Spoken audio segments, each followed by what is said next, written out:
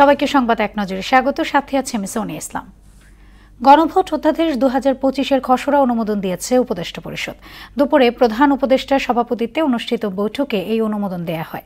পরে foreign service একাডেমিতে এক সংবাদ সম্মেলনে আইন উপদেষ্টা আসিফ নজরুল বলেন, আগামীকালের মধ্যে অধ্যাদেশটির গেজেট প্রকাশ করা হবে। তিনি জানান, ভোটারদের সুবিধার্থে গণভোটের ব্যালট হবে ভিন্ন রঙের।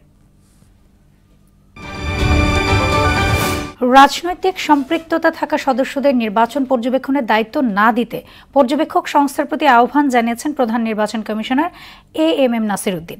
সকালে পর্যবেক্ষক সংস্থার সঙ্গে সংলাপের শুরুতে তিনি এই আহ্বান জানান। অতীতের ভুল থেকে শিক্ষা নিয়ে সংস্থাগুলোকে নিরপেক্ষতা ও পেশাদারিত্বের সঙ্গে দায়িত্ব পালনের নির্দেশনাও দেন সিএসসি। বাংলাদেশ গণতন্ত্র উত্তরণের পথে যাচ্ছে উল্লেখ করে শান্তিপূর্ণ নির্বাচন অনুষ্ঠিত হবে বলে আশা জানিয়েছেন বিএনপি মহাসচিব মির্জা ফখরুল ইসলাম আলমগীর। বিকেলে ঠাকুরগাঁয়ে জেলা আইনজীবী সমিতি আয়োজিত মতবিনিময় সভায় এসব কথা বলেন তিনি।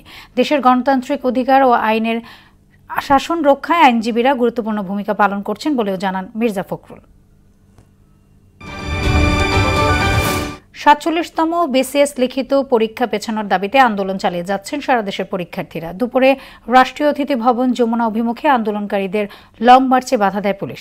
একই দাবিতে রাজশাহী ও ময়মনসিংহে রেলপথ অবরোধ করা হয়।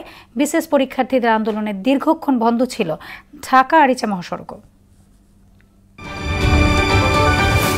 চট্টগ্রাম বন্দরের নিউ মোরিং কন্টেইনার টার্মিনাল পরিচালনায় বিদেশি কোম্পানির সঙ্গে চুক্তি সম্পর্কিত প্রক্রিয়া নিয়ে করা রিট আবেদনের বিষয়ে ৪ ডিসেম্বর রায় দেবেন হাইকোর্ট।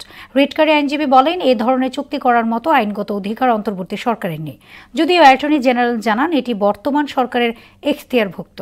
এই ছিল সংবাদ এক নজরে। সবশেষ খবর সবার আগে জানতে মোহনার সাথেই থাকুন। এতক্ষণ সঙ্গে থাকার জন্য ধন্যবাদ সবাইকে।